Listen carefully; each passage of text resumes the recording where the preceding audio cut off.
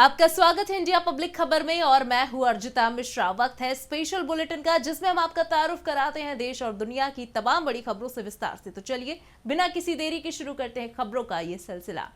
PM Narendra Modi ने आज कहा है कि आपस में जुड़ी हुई दुनिया में आपदाओं का प्रभाव केवल स्थानीय नहीं होगा, बल्कि एक क्षेत्र में आई आपदा का प्रभाव पूरी तरह से दूसरे क्षेत्र पर पड़ेगा। इसलिए हमारी प्रतिक्रिया एकीकृत होनी चाहिए, अलग थलग नहीं। दरअसल पीएम मोदी आपदा प्रतिरोधी अवसंरचना 2023 पर अंतरराष्ट्रीय सम्मेलन में वीडियो कॉन्फ्रेंसिंग के जरिए संबोधित कर रहे थे। उन्होंने इस दौरान कहा कि यह भी उत्साहजनक है कि सिर्फ सरकारें ही इसमें शामिल नहीं है, बल्कि वैश्विक संस्थाएं और निजी क्षेत्र भी बड़ी भूमिका अदा कर रहे हैं। कुछ ही सालों में 40 से ज्यादा देश CDRI का हिस्सा बन गए हैं। इस प्रकार ये एक सम्मेलन महत्वपूर्ण मंच बनता जा रहा है। The CDRI's theme for this year's conference is related to delivering resilient and inclusive infrastructure. In a closely connected world, the impact of disasters will not just be local. Disaster in one region can have a big impact on a completely different region. Therefore, our response has to be integrated, not isolated. प्रधानमंत्री नरेंद्र मोदी ने मुंबई में Nita Mukesh Ambani cultural centre की opening के बाद Reliance foundation की chairperson Nita Ambani और इस सांस्कृतिक केंद्र से जुड़े सभी लोगों को बधाई और शुभकामनाएं दी हैं। पीएम मोदी ने पत्र लिखकर NMACC की शुरुआत पर खुशी व्यक्त की। पीएम नरेंद्र मोदी ने कहा कि मुंबई में NMACC के उद्घाटन के बारे में जानकर काफी खुशी हो रही है। उन्होंने कहा कि इस सांस्कृतिक केंद्र से जुड़े सभी लोगों को हार्दिक बधाई और शुभकामनाएं। ये वास्तव में सराहनीय है कि नीता अंबानी हमारे देश की कला और संस्कृति को लोकप्रिय बनाने के उद्देश्य से अंबानी परिवार के इस प्रयास का नेतृत्व कर रही हैं। प्रगति के लिए प्रतिबद्ध होने के साथ साथ ये अपनी जड़ों से जुड़े रहने की अनूठी पहल है। भूटान के तीसरे राजा जिग्मे वांगचुक ने आज प्रधानमंत्री नरेंद्र मोदी से मुलाकात की। इस दौरान दोनों लीडर्स के बीच आर्थिक सहयोग सहित कई क्षेत्रों में द्विपक्षीय संबंधों को मजबूत करने पर भी चर्चा हुई। इससे पहले वांगचुक NSA अजीत डोभाल से भी मिले थे। उन्होंने राजघाट पहुंचकर महात्मा गांधी को श्रद्धांजलि दी थी। बता दें कि वांगचुक का दौरा उस वक्त हो रहा है जब पिछले हफ्ते ही भूटान के पीएम ने डोकलाम को 3 देशों का विवाद बताया था। इससे पहले सोमवार को 3 दिन के दौरे पर भारत पहुंचे भूटानी राजा जिग्मे वांगचुक ने विदेश मंत्री S जयशंकर से मुलाकात की थी। जयशंकर ने कहा था कि वांगचुक का दौरा दोनों देशों के संबंधों को और प्रगाढ़ करेगा।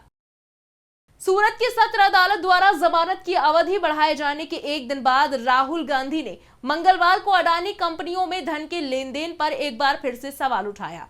राहुल गांधी केंद्रीय चुनाव समिति यानी कि CEC की बैठक के लिए कांग्रेस कार्यालय पहुंचे थे। बैठक में कर्नाटक विधानसभा चुनाव के लिए शेष 100 उम्मीदवारों को अंतिम रूप दिया जाएगा। जब उनसे न्यायपालिका पर दबाव बनाने के भाजपा के आरोप के बारे में पूछा गया तो उन्होंने जवाब दिया कि आप ये क्यों पूछते हैं कि भाजपा क्या कहती है। इकलौता सवाल ये है कि अडानी की शेल कंपनियों में 20,000 करोड़ रुपए किसके हैं? Why do you always say what BJP is saying? Every time you say what BJP is saying. There's a very simple thing. ये जो 20,000 करोड़ रुपए अडानी जी की शेल कंपनीज में हैं, ये किसके हैं? ये बेनामी हैं, किसके हैं? उधर आगामी कर्नाटक विधानसभा चुनाव के संबंध में कांग्रेस केंद्रीय चुनाव समिति यानी कि CEC की बैठक AICC कार्यालय में हुई। इस बैठक में राहुल गांधी भी मौजूद रहे। बता दें कि आने वाली 10 मई को होने वाले कर्नाटक विधानसभा चुनाव के मद्देनजर उम्मीदवारों की दूसरी सूची पार्टी राहुल गांधी के कोलार दौरे से पहले जारी कर सकती है। इस बैठक को लेकर कांग्रेस अध्यक्ष मल्लिकार्जुन खड़गे ने कहा है कि हमारी सिलेक्शन कमेटी की मीटिंग है। कर्नाटक में जो बची हुई 100 सीटें हैं उस पर चर्चा होगी। कमेटी के लोग अपनी राय देंगे, जिसके बाद कोई निर्णय होगा। दरअसल कर्नाटक चुनाव को लेकर कांग्रेस पहले ही 124 उम्मीदवारों के नाम जारी कर चुकी है, जिनमें कांग्रेस विधायक दल के नेता सिद्धारमैया भी शामिल हैं, जो कि वरुणा से चुनाव लड़ेंगे। अब जा रहे हैं, सिलेक्शन कमेटी मीटिंग है 10:30 को।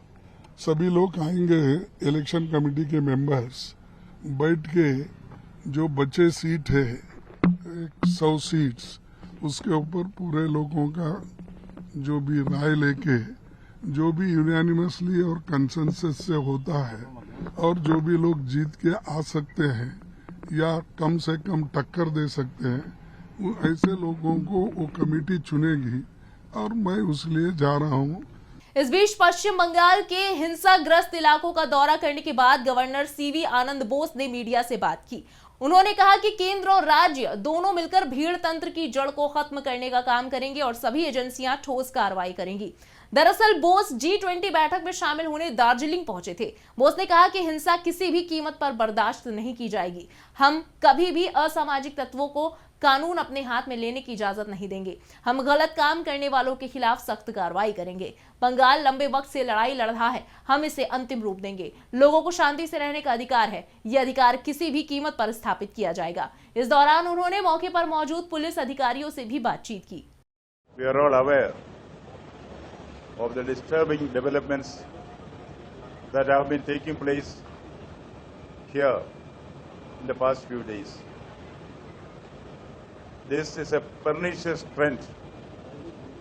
We will never allow the forces of darkness, the birds of night, the predators on the freedom of the ordinary man to take society to ransom. We will take strict action against the wrongdoers. People of Bengal have suffered enough. No more of the suffering. People have a right for peaceful living. That right will certainly be established at any cost. बढ़ते हैं अगली खबर की तरफ। पश्चिम बंगाल के कई जिलों में हिंसा थमने का नाम नहीं ले रही है। इसी कड़ी में हुगली जिले में सोमवार शाम को एक बार फिर पथराव की घटना की जानकारी मिली। इसके बाद रेलवे ने रिशरा रेलवे स्टेशन से चलने वाली और आने वाली सभी स्थानीय और मेल एक्सप्रेस ट्रेन सेवाओं को निलंबित करने का फैसला किया है। पुलिस बल मौके पर मौजूद है, वरिष्ठ पुलिस अधिकारी भी मौके पर पहुंच रहे हैं। रिशरा के सुभाष नगर हाउसिंग सोसाइटी में हिंसा की खबर सामने आई। लोकल ट्रेन के साथ ही बाघ एक्सप्रेस भी रुकी हुई है। उत्तर प्रदेश के मुख्यमंत्री योगी आदित्यनाथ ने आज यूपी शिक्षा सेवा चयन आयोग विधेयक 2023 के संबंध में अधिकारियों के साथ बैठक की। यह आयोग बेसिक, माध्यमिक, उच्च और प्राविधिक कॉलेजों में शिक्षकों की चयन प्रक्रिया को पूरा करेगा।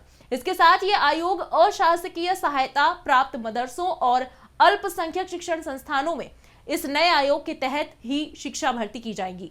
उन्होंने कहा कि प्रदेश में संचालित बेसिक, माध्यमिक, उच्च और प्राविधिक शिक्षण संस्थानों में योग्य शिक्षकों के चयन के लिए अलग अलग प्राधिकारी, बोर्ड और आयोग गठित है। परीक्षा नियामक प्राधिकारी, माध्यमिक शिक्षा सेवा चयन आयोग और उच्चतर शिक्षा सेवा चयन आयोग के अलावा उत्तर प्रदेश लोक सेवा आयोग के माध्यम से ही शिक्षकों का चयन किया जा रहा है। बिहार में रामनवमी पर दो समुदायों के बीच हिंसा के 3 दिन बाद बिहार शरीफ में सद्भावना मार्च निकाला गया है। हिंदू और मुस्लिम समुदाय के लोग सद्भाव बनाने के लिए सड़कों पर निकले हैं।